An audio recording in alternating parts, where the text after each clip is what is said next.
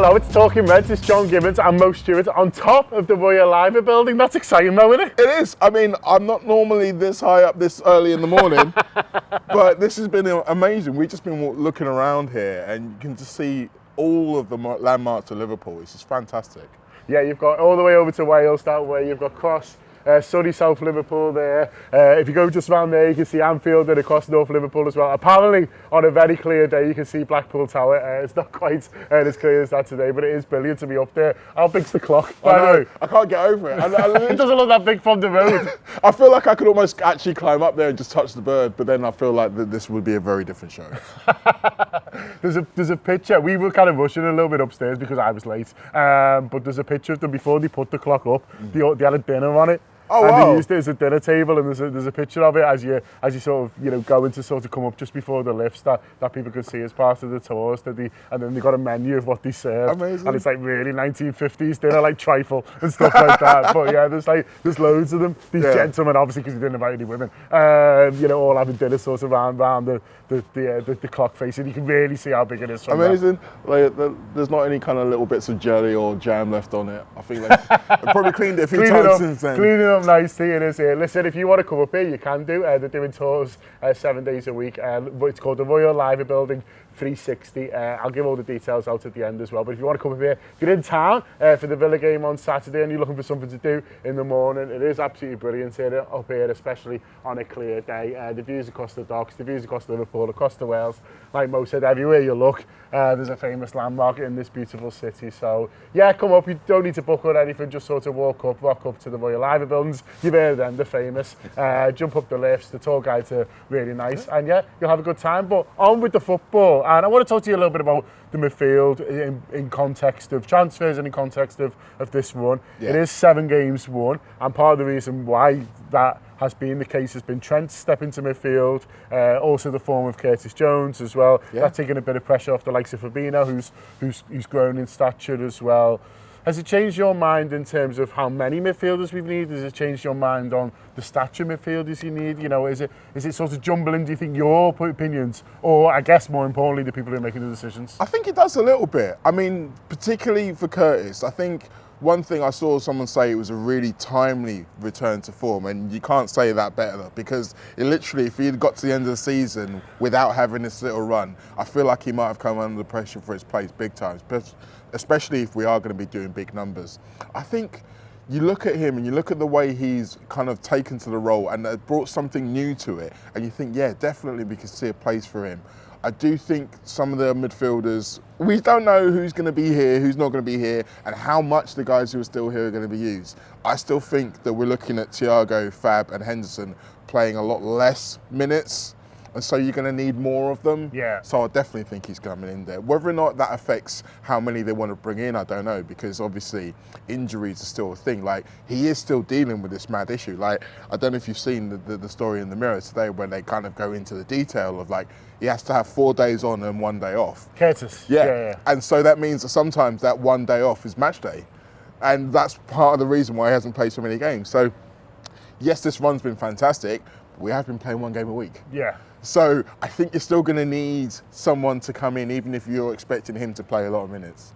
And the fact is that we are losing players. Milner's going to Brighton, it looks like. Chamberlain will go, Keita will go. And so there are bodies there who, haven't been too useful this season, but over previous years, have totted up quite a few number of games. Keita was really good in the season before last, and coming in and switching out with Thiago. Thiago himself is someone who, we need to be realistic on in terms of how many minutes you've got. So I think, with this, we need to make a decision on this new style and whether it's something we're going to carry forward. So I think the skill set maybe changes, but in terms of bodies, you undoubtedly do need them. And if you're going to go out and get someone, well, you might as well be a good one. Well, exactly. And I think the whole idea of the quantity versus quality has become a bit of a bugbear amongst most of us, because obviously Bellingham was meant to be the super quality, but it looks like at the moment that we're kind of saying, we need more, so we're going to have to put our resources elsewhere. Until we see who that is and how much that is, it's hard to kind of make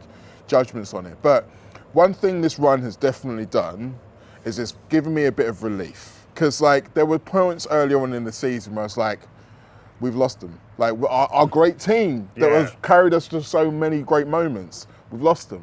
We aren't going to get them back. I really did think that at certain points early in the season. Now, reality kick back in. We've been able to be a bit calm and say, okay, there they are.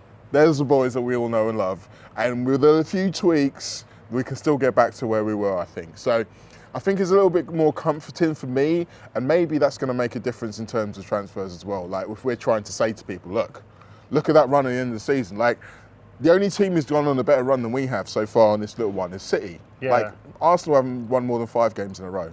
So we are still capable of that in the way that not many other teams are. Yeah. So hopefully that's going to work in our favour when bringing players in. That's a really good point, Mo, and I've not thought about that because you think about the feel-good factor internally around this run, but also if you're looking to sell us to players and they've got maybe a choice of a few places to go to. A couple of months ago, they might be like, what the hell's going on at Liverpool? Exactly, Are they on a downward trajectory? Are there other clubs on an upward trajectory that maybe I should be looking at? Maybe should be showing you more. Now you're able to sell. Look, that was a bit of a mad situation. We all know the World Cup was a bit crazy. There was a hangover from last year. Remember when we nearly won everything? Those guys, a lot of them are still there. There was a bit of a hangover, but look, this is the real team. This is the real Liverpool, and we're going to go into next season, and you're going to help us get us back to where we were. And it's a really good point. It is a much easier sell. Me and you were about to do the gutter. We're going to go and record that.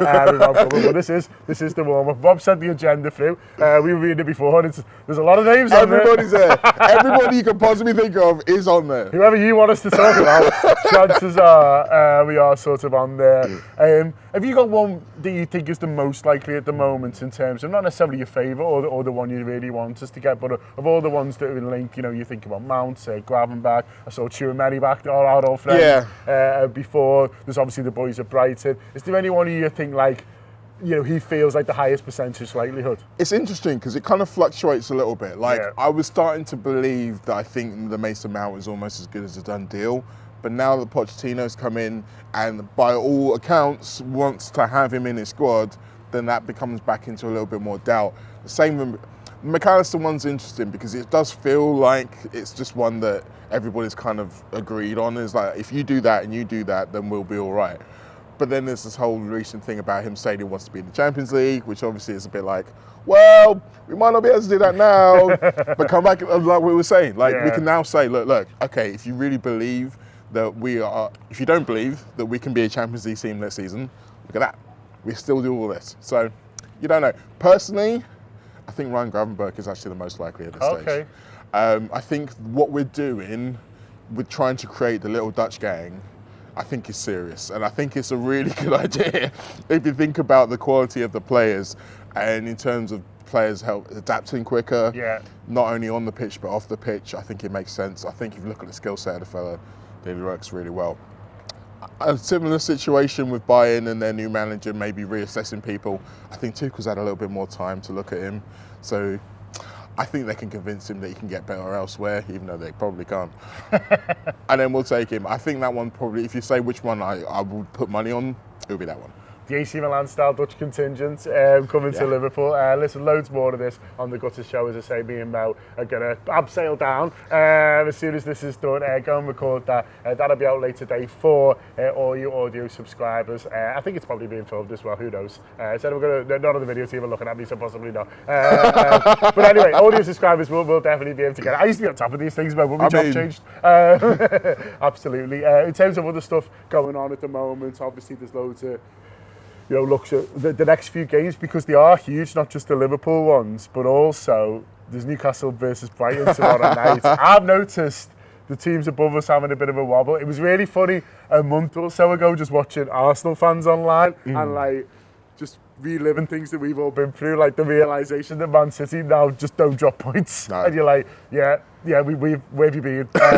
We've lived that. You're like, City are just relentless, aren't they? You're like, yes, they are. At this stage, they are just absolutely relentless. You need them buried in February, basically, like we did the season that we did win it, or they're just going to be an absolute nightmare. And then I'll admit, Mo, this morning, part of the reason I was late is I got deep into Newcastle Twitter, and they've realised and aren't happy that they've got a referee from Merseyside from the Whittle over there. I can point to it. This is brilliant. I should do all the shows up here. I feel like a weatherman over there. Owen Wyn-Jones, eat your heart out. Over there. He's from, I'm not sure where exactly. No. Undisclosed location over there. yeah, he probably doesn't want people to know. He's got Newcastle fans going through his bins, looking for all Liverpool fan cards. Is this a programme? They've lost their head to it. And it's wonderful to watch. I think the technical term is flapping. They are flapping all over the joint. And flapping like Mo and Craig Cannon approaches his Yeah, and they haven't got the benefit of being able to put their headphones on and turn the other direction. They've got to deal with it. And to be honest, like, I feel like this is something that's come from Newcastle in particular. They haven't been in this position before. Yeah. Like, there's been little things here and there. Like, I don't know, Callum Wilson's podcast is actually quite good to listen to if you want to.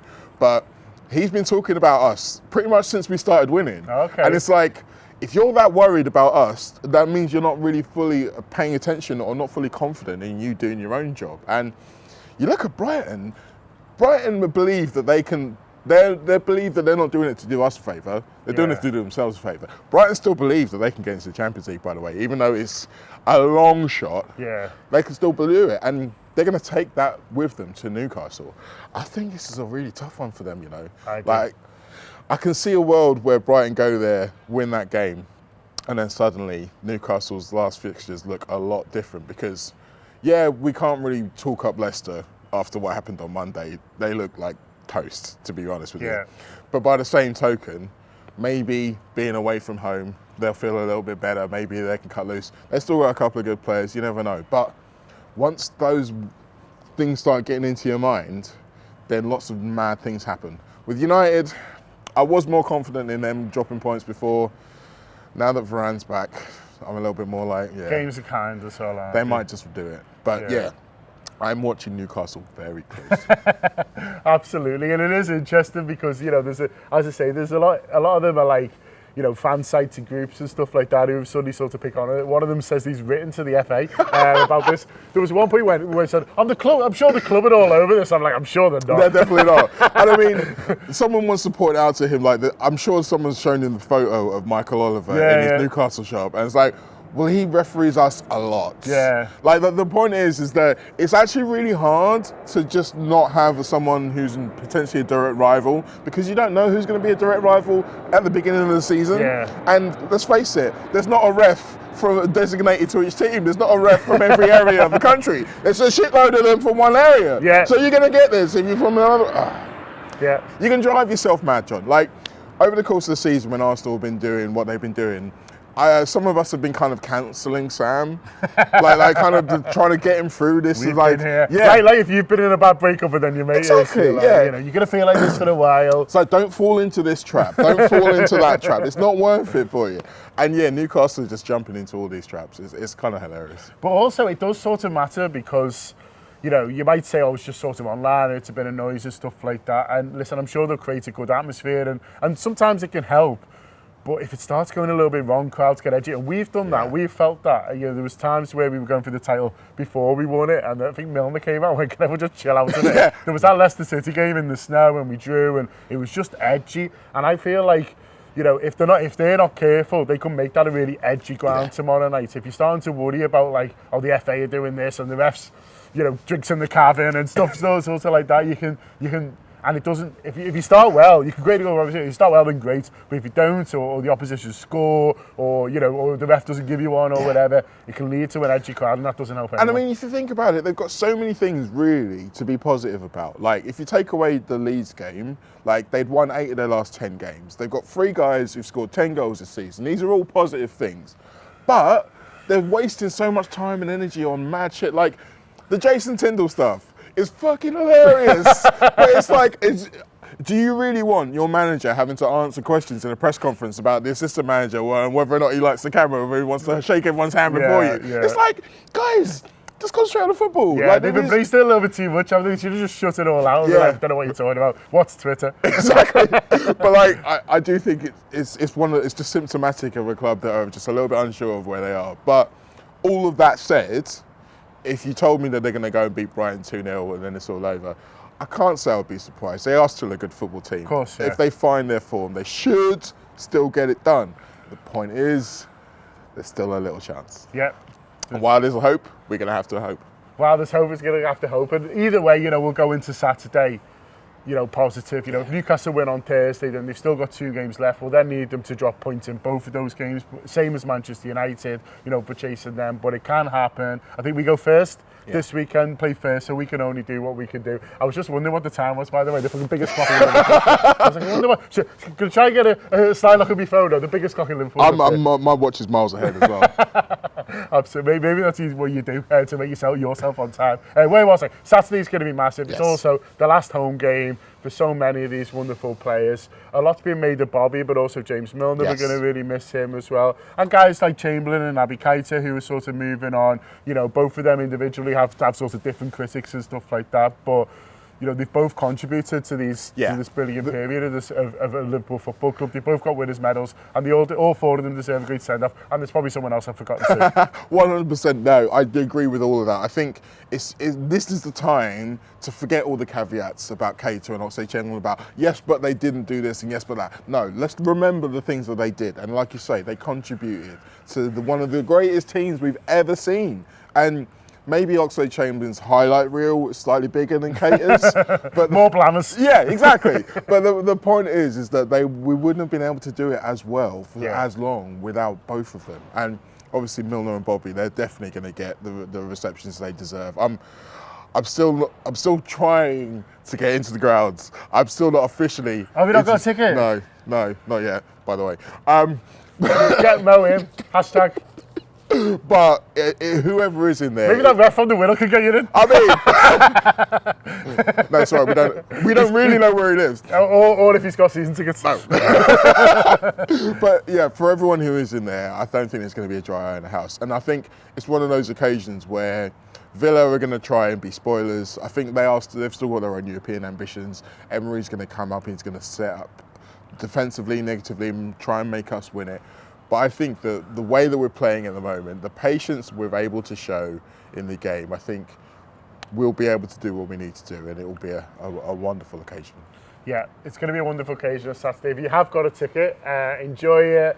Sing the names of all the players, the ones who are staying, especially sort of the ones who are leaving. If you've got a spare, Mo is on Twitter and he is available to come with you. He's really good to watch the game with. What I do is listen to all the clever stuff he says and then say it on post-match content. Literally every time. You might not have your own podcast or video, but do it with your mates in the WhatsApp. Just say, I tell you what, I thought, something like that. The ones that Ollie Watkins were making were really testing us. Stuff like that. You'll sound really smart. I mean, speaking of having our own podcast, I've also got my own podcast somewhere else as well. Check it out. It's a music one. It's about DJing. Yeah, it's good. It's very good. It's called the View from the Booth podcast. Find it wherever you find me online, or just put that in a Google search. But the main thing to do is obviously subscribe to the Anfield Wrap. Come upon us. We are going transfer crazy at the moment. It's going to be a huge summer for Liverpool Football Club. The events are going out to Singapore as well. Hopefully we're going to be covering that as well. So it's going to be absolutely loads over the summer. But there is still this big push to the Champions League. We're all hopeful that Liverpool are going to be in there next season. There's 2 more games to go. 3 more for Newcastle. 3 more for Manchester United as well, actually, isn't it? So loads to play for, loads of points to be won and also to be dropped. So plenty more twists and turns. So make sure you're with the Anfield Wrap and sharing the journey with us. And one last shout out, of course, for our host today, the Royal Live Building 360 Tours. If you want to come and get involved, it's £16 for adults, it's £11 for children. Unfortunately, they can't have under 5s.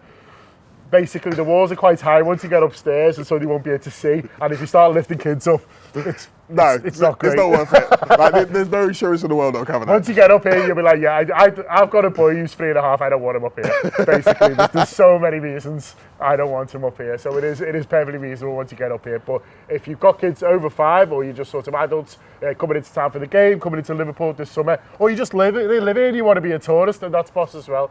Do come down. Just don't need to book or anything. Just walk straight down. As I say, Royal Live Building 360. It's Riverside. How you get in? £16 for adults, £11 for children. It's worth it in emotes, boss. Oh, 100%. Yeah, I'm going to be taking a shitload of photos. We're off to make our Instagram lit. Up the heads.